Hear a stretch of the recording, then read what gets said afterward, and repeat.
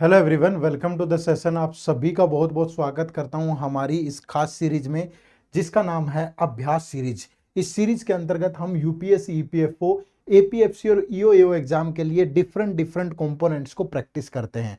तो आज जिस कंपोनेंट की बारी है उसका नाम है quantitative aptitude, general mental ability, आप कुछ भी बोल लीजिए, ठीक है। और यहाँ पे मोस्ट इंपॉर्टेंट एमसीक्यूज का पार्ट नंबर 8 डिस्कस होगा। इन एमसीक्यूज के अंतर्गत हम वही एमसीक्यूज डिस्कस करते हैं जो आपसे एग्जाम में पूछे जाने हैं। तो ये मोस्ट इंपॉर्टेंट एमसीक्यूज इसीलिए होते हैं, आप जानते हैं कि जनरल मेंटल एबिलिटी से 12 से 15 क्वेश्चन एग्जाम में पक्का आएंगे। और अगर आप इस सीरीज को लगातार फॉलो करोगे तो आपके जो मोस्ट इंपॉर्टेंट कंसेप्ट हैं वो तो कवर होंगे ही होंगे, उसके साथ आपको प्रैक्टिस करने को यहाँ पे बहुत कुछ मिल जाएगा। तो इस सीरीज से लगातार जुड़िएगा। इसके अलावा अगर आपने अभी तक हमारी यूपीएससी, ईपीएफओ, एपीएफसी, यूओ की कॉम्प्रिहेंसिव गाइडबुक डाउनलोड नहीं की तो इसे कर लीजिए। ये डाउनलोड करना क्यों जरूरी है? क्योंकि इसके अंदर डिटेल्ड सिलेबस के साथ साथ प्रीवियस ईयर पेपर और सब्जेक्ट वाइज एनालिसिस भी दिया गया है कि कैसे आपके एग्जाम में क्वेश्चंस आते हैं, कौन से सोर्सेज से आपको प्रिपेयर करना चाहिए। तो एक डिटेल स्ट्रेटेजी मिल जाएगी, इसे एक बार जरूर डाउनलोड कर लें। इसका लिंक इसी वीडियो के डिस्क्रिप्शन में है। चलिए शुरू करते हैं आज का सेशन। तो आज हम लोग जो टॉपिक डिस्कस करेंगे जिस पे एमसीक्यूज होंगे, क्योंकि हमारी कोशिश रहती है कि एक ही टॉपिक के हों, एक ही कंसेप्ट से हों, तो ज़्यादा प्रैक्टिस भी हो जाए और मज़ा भी आ जाए। तो आज का जो टॉपिक है वो टाइम एंड वर्क है, और टाइम एंड वर्क के अंदर एक खास कंसेप्ट है, ठीक है। तो टाइम एंड वर्क और टाइम एंड वर्क का बेसिक कंसेप्ट क्या होगा, देखो समझो। टाइम एंड वर्क के अंदर बेसिक नॉलेज तो आप सबको होनी चाहिए कि तीन ही टर्म्स के आसपास पूरा का पूरा टॉपिक घूमता है, that is work is equal to time into efficiency, ठीक है। जो वर्क होता है वो किसके बराबर होता है? टाइम इनटू एफिशिएंसी के।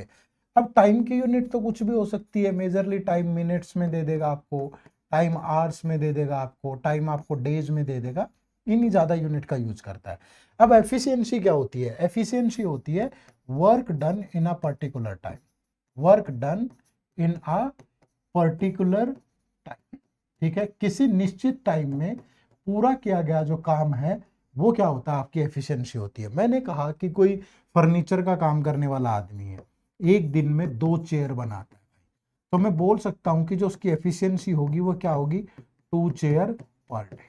समझ रहे हो? यानी कि इस टाइम में उसने ये काम किया, ये एफिशिएंसी होती है, ठीक है। तो इन तीनों टर्म्स के आसपास घूमेगा हमेशा पूरा का पूरा कंसेप्ट, ठीक है। यहां से कभी भी आपको किसी पर्टिकुलर पर्सन की टाइमिंग निकालनी है तो उसके द्वारा किया गया काम डिवाइड बाय उसकी एफिशिएंसी।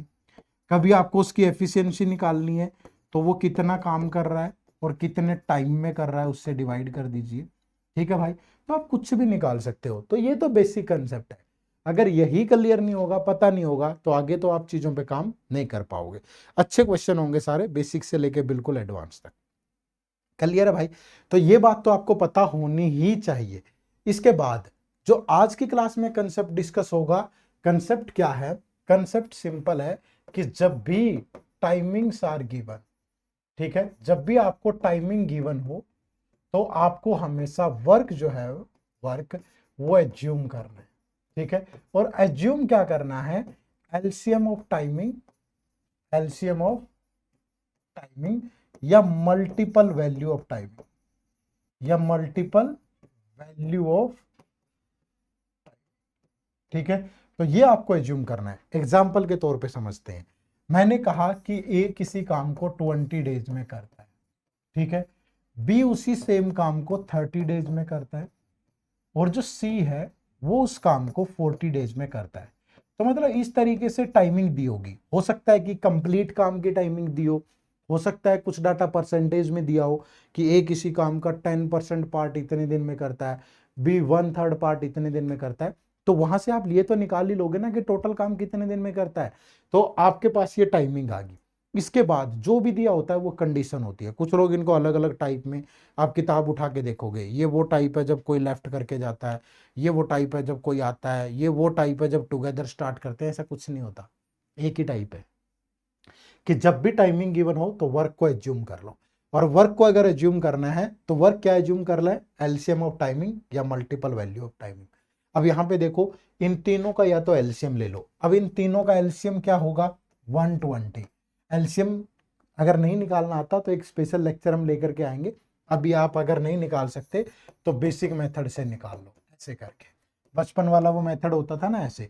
अदरवाइज अगर दूसरा तरीका सीखना है तो देखो 20, 30 और 40 का अगर आपको एलसीएम लेना है तो बड़ा नंबर यहाँ ले आओ और इस बड़े नंबर को काट दो और इस बड़े नंबर से इन दोनों को डिवाइड करो। तो ये 0 से 0, इनको शॉर्टेस्ट फ्रैक्शन में चेंज करना है। शॉर्टेस्ट फ्रैक्शन में चेंज कर लिया हमने। अब ये तो वैल्यू गई, जो न्यूमरेटर में वैल्यूज बची हैं इनका एलसीएम ले लो। डिनोमिनेटर से कोई मतलब नहीं, न्यूमरेटर तो 1 और 3 का एलसीएम 3, इससे मल्टीप्लाई कर दो। तो यहाँ एलसीएम कितना होगा 120।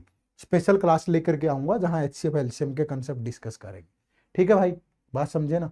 चलो तो यहां से मान लीजिए जो वर्क है वो 120 यूनिट है। अब वर्क 120 यूनिट है। अब ए इस काम को कितने में करता है 20 डेज में, तो ए की एफिशिएंसी क्या होगी 120/20 यानी 6 यूनिट करेगा पर डे। ठीक है भाई। बी क्या 30 डेज में करता है तो 120/30 तो क्या होगा 4 यूनिट पर डे। ठीक है। जो सी है वो 120 करता है 40 डेज में, तो 40 से डिवाइड करोगे तो क्या होगी सी की एफिशिएंसी 3 यूनिट पर डे। ठीक है। तो सबकी एफिशिएंसी आ गई, टाइमिंग भी आ गई, इसके बाद जो मर्जी कंडीशन दे रखी हो वो सोल्व हो जाएगी। अब वो कंडीशन क्या क्या हो सकती है, इस वीडियो को एंड तक देखना। मल्टीपल टाइप के क्वेश्चन डिस्कस करेंगे, टाइप एक ही होगी, कंडीशन डिफरेंट डिफरेंट होगी। ठीक है। तो सारे डाउट क्लियर हो जाएंगे और यूपीएससी को द्वारा पूछे गए सवाल जो टेक्निकली घुमा के क्वेश्चन पूछता है वो भी डिस्कस करेंगे। ठीक है। तो शुरू करें पहले सवाल के साथ आज की क्लास को। ठीक है भाई। देखो फर्स्ट क्वेश्चन बिल्कुल बेसिक से शुरू करेंगे, 1 बाय 1 क्वेश्चन आपकी स्क्रीन पे आते रहेंगे, आप आंसर करना। हर क्वेश्चन जब भी वीडियो में आता है स्क्रीन पे, आप वीडियो को पॉज कर ले, पहले खुद से बनाए, फिर मेरे साथ सॉल्यूशन को मैच करें। ठीक है। देखो कैसे, question number 1, A can do a certain job in 30 days. A किसी काम को 30 डेज में करता है। ठीक है। Which alone B can do in 20 days. जो बी है उसको 20 डेज में करता है। And C in 24 days. जो सी है वो 24 डेज में करता है। ठीक है भाई। तो सबसे पहला काम क्या है, अगर हमारे पास टाइमिंग गिवन है तो आपको वर्क एज्यूम करना है। वर्क क्या एज्यूम करोगे, इन सब की मल्टीपल वैल्यू या इन सब का एलसीएम। इन सब का एलसीएम 120 होगा। आप जरूरी नहीं है कि एलसीएम ही लेना है, जरूरी नहीं है मल्टीपल वैल्यू ही लेनी है, आप 100 200 जो मर्जी ले सकते हो। लेकिन अगर आप 100 लोगे इसको डिवाइड नहीं करेगा तो एफिशिएंसी फ्रैक्शन में आएगी, फिर अगर फ्रैक्शन में आएगी तो कैलकुलेशन खाम खा तंग करेगी आपको। तो इसीलिए हमेशा मल्टीपल वैल्यू लेते हैं। तो इसकी एफिशिएंसी क्या होगी 120/34। 120 20 डेज में करेगा तो डेली करेगा 6, 120 24 डेज में करेगा तो डेली करेगा 5। अब ये आ गया। अब इसके बाद जो मर्जी कंडीशन दे रखी है उसको फॉलो कर लो। कह रहा है then find in how much time work be finished if A B and C work together. कह रहा है कि तीनों मिलकर के अगर करें तो टोटल वर्क कितना है 120, और अगर तीनों मिलकर के करेंगे तो 4 + 6 10 + 5 डेली 15 करेंगे। तो डेली 15 करेंगे तो 120 को करने में कितने डेज लगेंगे 8 डेज। तो जो राइट आंसर है that is option number B. ठीक है भाई, ऑप्शन नंबर बी आपके सवाल का बिल्कुल सही जवाब है। क्लियर है सभी को।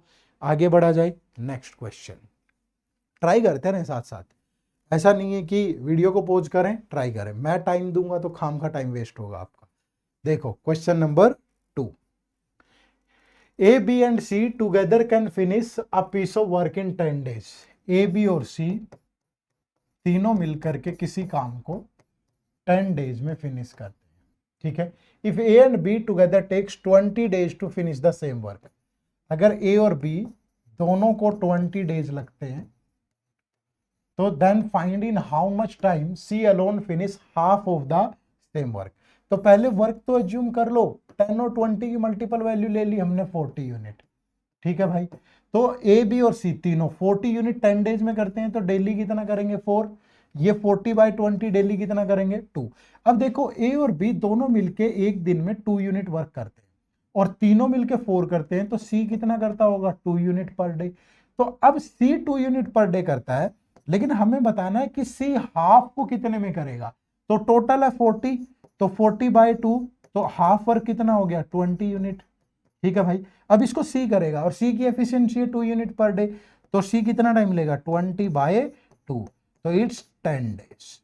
ठीक है, तो सी को कितना टाइम लगेगा, 10 डेज लगेंगे इस काम को करने में। तो option number B is the right answer. Clear है, आप सभी के सवाल का बिल्कुल सही जवाब है ऑप्शन नंबर बी। ठीक है जी, चलो नेक्स्ट क्वेश्चन नंबर 3। सारे क्वेश्चन अच्छे अच्छे आएंगे, बस आपको ढंग से करना है। ठीक है, प्रैक्टिस करनी है लाइव मेरे साथ ही, एक ही बार में पूरा कंसेप्ट क्लियर। देखो क्या कह रहा है, W can do 25% of A work in 30 days. तो हमेशा ऐसे देख लिया करो कि W 30 डेज में कितना काम करता है, 25%। तो कंप्लीट काम कितने में करेगा, वर्क बाय टाइम, जितना भी परसेंट कर रहा है। तो 25 परसेंटेज के नाम का ऊपर गया 100, 25 से गया 4। तो W जो कंप्लीट काम करेगा वो 120 डेज।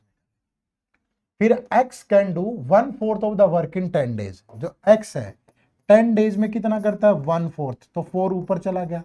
तो X कंप्लीट काम कितने में करेगा, 40 डेज।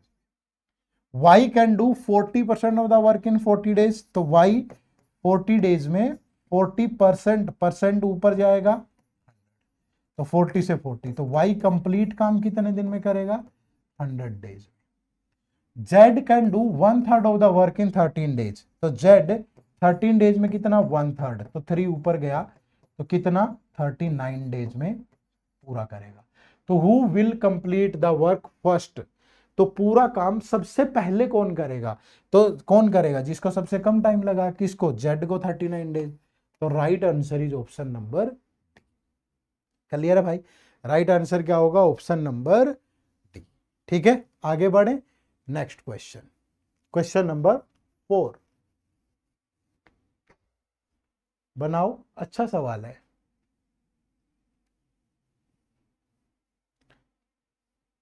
मैं साइड में आ जाता हूं, फ्लक्चुएट करने लग जाता है कैमरा भी, थोड़ा कुछ लाइट में भी इश्यू आ गया है अभी।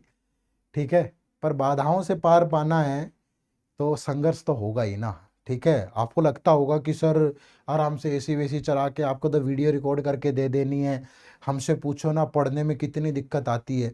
काम आसान नहीं है, कोई भी आसान नहीं होता है। ठीक है, लेकिन जब उसमें अपना मन लगा लोगे ना, फिर वो आसान हो जाता है। ठीक है, हमेशा जब भी पढ़ना शुरू करो एक बात का ध्यान रखना, हमेशा उसी चीज से स्टार्ट किया करो जिसमें मन लगता है। ठीक है, जब भी आपको अच्छा लगता है मैथ पढ़ना तो मैथ से शुरू करो, पॉलिटी अच्छी लगती है पॉलिटी से शुरू करो। जिस भी सब्जेक्ट में आपका मन लगता है अपने दिन की शुरुआत उसी सब्जेक्ट से करो, पूरा दिन देखना आपको मजा आएगा पढ़ने में। कभी भी ऐसा सब्जेक्ट पहले मत उठाओ। कई लोग ये होते हैं, ऐसा सोचते हैं कि यार सबसे ज्यादा एनर्जी ना सुबह होती है, तो सुबह मैं हमेशा वो सब्जेक्ट पढ़ता हूँ अक्सर जो मेरा अच्छा नहीं है, जिसमें मेरा मन नहीं लगता। यार पॉजिटिव वाइब्स अट्रैक्ट करती हैं, एक बार शुरुआत हो जाती है ना फिर पूरा दिन मजा आता है। समझ रहे हो, तो मेरा मानना तो ये, बाकी अपना कुछ भी हो सकता है, तो मैं तो मन लगा के चीजें करता हूँ तो सही हो जाती है। चलो आ जाओ, P can complete a work in 12 days working 8 hours a day. P किसी काम को 12 डेज में करता है, कब, जब वो 8 आवर्स डेली काम करता है। तो टोटल 12 8 जा 96 आवर्स लगते होंगे उसको इस काम को करने में। आगे क्या कह रहा है, Q can complete the same work in 8 days working 10 hours a day. Q same काम 8 डेज में करता है, अगर वो डेली 10 आवर्स काम करे तो टोटल 80 आवर्स लगते होंगे। ठीक है, अब आगे क्या कह रहा है कि both P and Q work together working 8 hours a day. अगर डेली 8 घंटे काम करें तो in how many days the work get complete, कितने दिन में काम खत्म हो जाएगा। सिंपली देखो कि P और Q अगर दोनों मिलकर के काम करें, कितने घंटे, 8 घंटे डेली, मान लीजिए काम x दिन में खत्म हो रहा है, तो P और Q को उस काम को करने में टोटल कितने आवर्स लगेंगे, 8x आवर्स लगेंगे। अब यहां से देखो P और Q को कितना लगेगा, पहले इनका एलसीएम ले लो। तो मान लीजिए एलसीएम है 480 यूनिट, तो P की एफिशिएंसी क्या होगी, 480 by 96 5 unit per day, per hour sorry, ये 480 बाई 80 इसकी होगी 6। तो P और Q को दोनों को मिलकर इस काम को करने में कितना टाइम लगेगा, 480 बाई 5 प्लस 6 11 आवर, और लगते कितने हैं 8x आवर्स। तो x की वैल्यू क्या होगी, ये 8 को इधर से डिवाइड करेगा 60, तो x की वैल्यू होगी 60 बाय 11, तो 5 बाय 11 डेज। तो जो राइट आंसर है that is 5 by 11 days. Option number A. Clear है? आगे बढ़ा जाए। नेक्स्ट क्वेश्चन नंबर 5 बनाओ तो जरा। A B and C together can complete a work in 10 days. A B और सी तीनों मिलकर के किसी काम को 10 डेज में कर सकते हैं। तो मैंने कहा ये अगर 10 डेज में कर सकते हैं तो काम भी ले लो कि मान लीजिए 100 यूनिट है, तो इन तीनों की एफिशिएंसी कितनी होगी? 10 यूनिट पर डे। ठीक है, अब क्या कह रहा है? All the three started working at it together. तीनों मिलकर के काम करना शुरू करते हैं। जो भी कंडीशन देता है उसको पकड़ के चलो बस। आगे क्या कह रहा है? After 4 days A left. तो तीनों ने 4 दिन काम किया। ठीक है, then B and C together completed the work in 10 more days.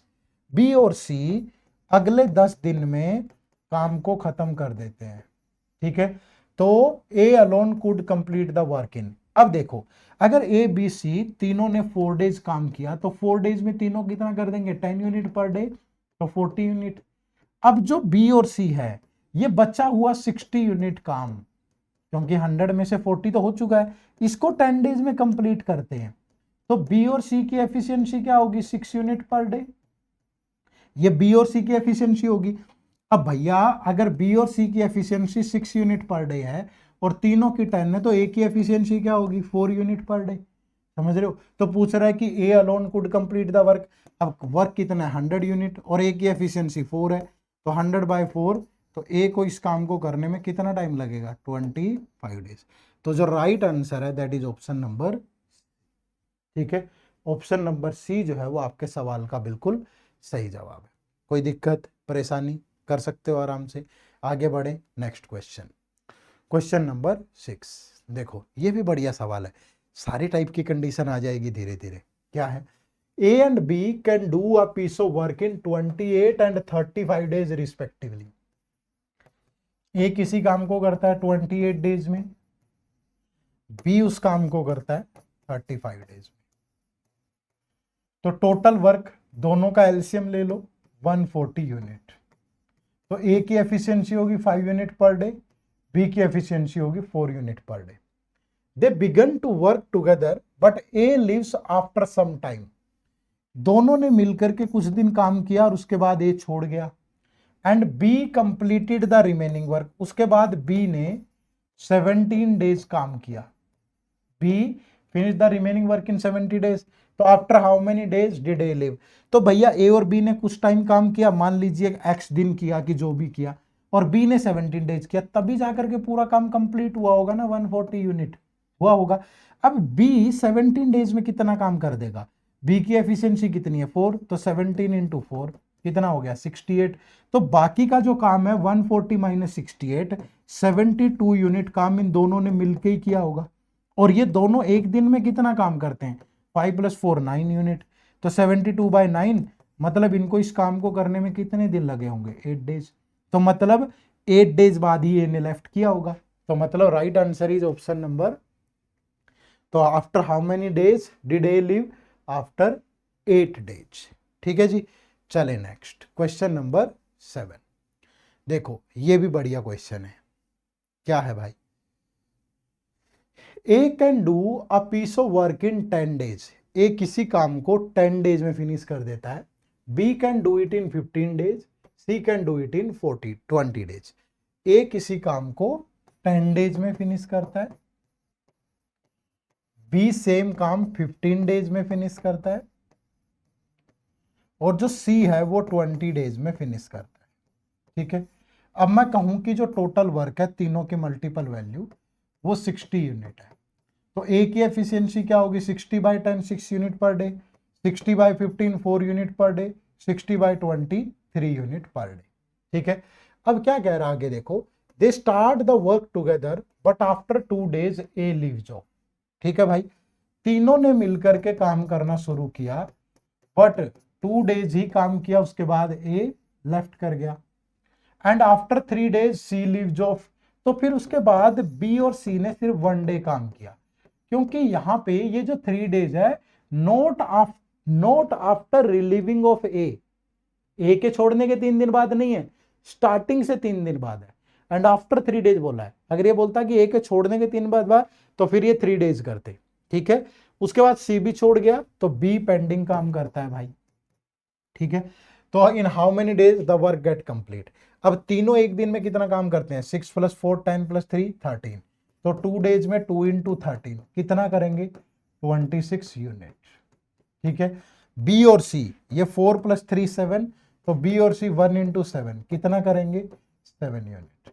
तो सी ने कितना किया होगा, टोटल 60 में से 26 और 7 माइनस कर दो, और बी की एफिशिएंसी कितनी है, 4, तो 33 60, तो 27/4, तो 63/4 डेज बी ने अकेले काम किया। तो टोटल कितना टाइम लगा, ये 2 ये 1 और ये 63/4, तो 2 + 1 + 63/4, तो टोटल टाइम लगा 93/4, ठीक है। कितना लगा, 93/4 डेज। तो ऑप्शन नंबर जो सी है वो आपके सवाल का बिल्कुल सही जवाब है। क्लियर है भाई, कर पाओगे। चलो आगे बढ़े, नेक्स्ट क्वेश्चन। देखो ये यूपीएससी का लहजा है, इस तरीके से क्वेश्चन पूछता है, करो तो सोल्व सारे।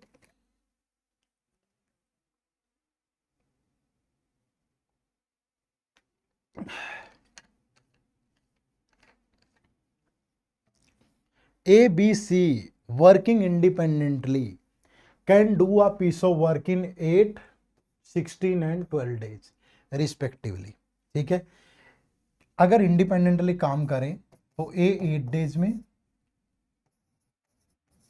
B 16 डेज में और C 12 डेज में काम को खत्म करते हैं। अगर टोटल वर्क 8, 16 और 12 मान लीजिए 24 यूनिट है, तो ए की एफिशिएंसी 3 होगी, 24 नहीं आएगा, 48 ले लो। एलसीएम 24 16 से नहीं कटता है, 48 यूनिट। तो ए की एफिशिएंसी 6 होगी, बी की 3 होगी और सी की 4 होगी। अब वो क्या कह रहा है कि A alone works on Monday, Monday को ए अकेला काम करता है। B alone works on Tuesday, Tuesday को बी अकेला काम करता है। C alone works on Wednesday, Wednesday को सी काम करता है। A alone again works on Thursday and so on, फिर थर्सडे को ए काम करेगा, फ्राइडे को बी काम करेगा, सैटरडे को सी काम करेगा, फिर मंडे को ए काम करेगा, ट्यूसडे को बी काम करेगा, वेडनेसडे को सी काम करेगा, थर्सडे को फिर ए काम करेगा। ऐसे ये सीरीज चलती चलेगी, ठीक है। बीच में संडे तो छोड़ ही दिया, चलो संडे को भी ले लो भाई, ऐसा अन्याय मत करो संडे के साथ, ये लेक्चर भी संडे को ही आता है। फ्राइडे सैटरडे संडे को फिर ए काम करेगा, ठीक है।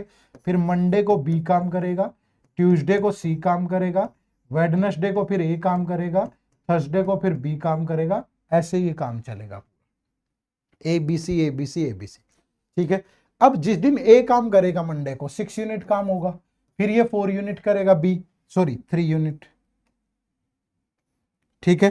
बी 3 करेगा, फिर सी 4 करेगा, फिर ये 6 करेगा, फिर ये 3 करेगा, फिर ये 4 करेगा, फिर ये 6 करेगा, फिर ये 3 करेगा, फिर ये 4 करेगा।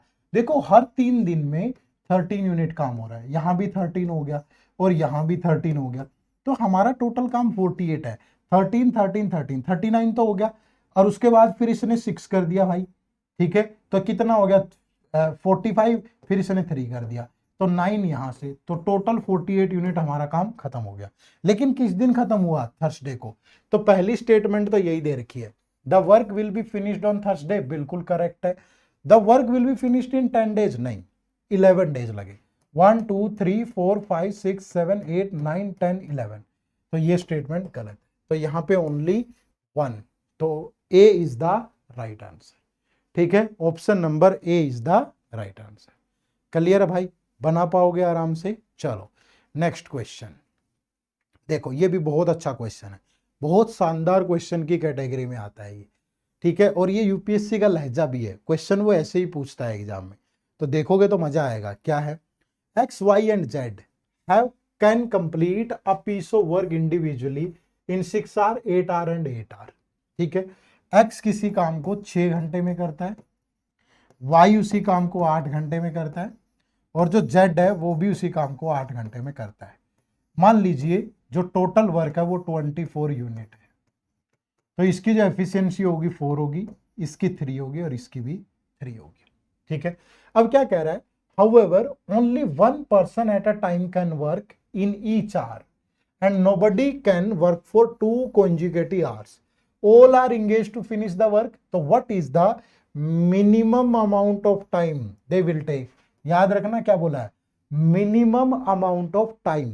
भैया एक बात बताओ, मिनिमम टाइम कब लगेगा किसी काम को करने में, जब मैक्सिमम एफिशिएंसी से काम होगा।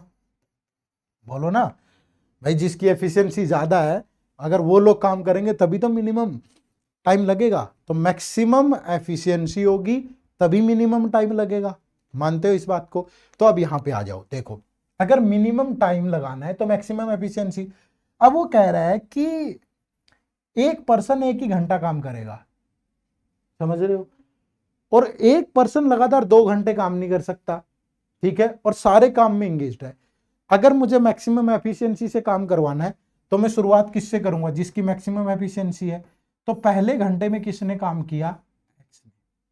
अब अगले घंटे में, सेकंड घंटे में तो एक्स काम कर नहीं सकता, तो फिर वाई या जेड में से कोई भी करे, कोई फर्क नहीं पड़ता, क्योंकि इसकी भी एफिशिएंसी सेम है, इसकी भी 3 है दोनों की। फिर अब तीसरे घंटे तो एक्स काम कर सकता है ना, लगातार 2 घंटे नहीं कर सकता कोई भी, तीसरे घंटे तो कर ही सकता है। फिर चौथे घंटे फिर किसी एक्स, वाई और जेड में से किसी से भी करवा लेंगे। 5वें घंटे फिर एक्स काम करेगा, 6ठे घंटे फिर किसी से करवा लेंगे वाई और जेड से, फिर 7वें घंटे फिर कौन करेगा, एक्स काम करेगा। अब देखो जब एक्स काम करता है तो 4 यूनिट होता है, जब वाई और जेड करते हैं तो 3, तो यहां भी 4, यहां 3, फिर यहां पे 4, यहां पे 3, फिर यहां पे 4, 4 + 3 7, 7 7, तो 21 यूनिट तो हो चुका है। अब 24 में से 21 हो गया तो कितना पेंडिंग है, 3 यूनिट। और अब टाइम किसका है करने का, टर्न किसकी है, एक्स की, तो 3/4 टाइमिंग के लिए इंटू 60, 4 से गया 15, तो कितने मिनट और लगेंगे, 45 मिनट। तो जो टोटल टाइम लगा ये 6 घंटे लगे, 7वां कंप्लीट नहीं लगा, सिर्फ 45 मिनट लगे। तो यानी कि जो राइट आंसर है that is option number C, 6 hours 45 minute लगेंगे। क्लियर है, अच्छा सवाल है, यही लेवल है यूपीएससी का, तो इसी लेवल पे आपको प्रैक्टिस करनी है। ठीक है भाई, चलो तो ये एक क्वेश्चन है आप लोगों के लिए होमवर्क। ठीक है, तो कमेंट करके बताना कि इस सवाल का जवाब क्या होगा। आप सभी की तरफ से कमेंट आने चाहिए, कमेंट किया करो। एकदम वीडियो देखी बंद करके सो जाते हैं आराम से, कोई तरीका थोड़ा है ये।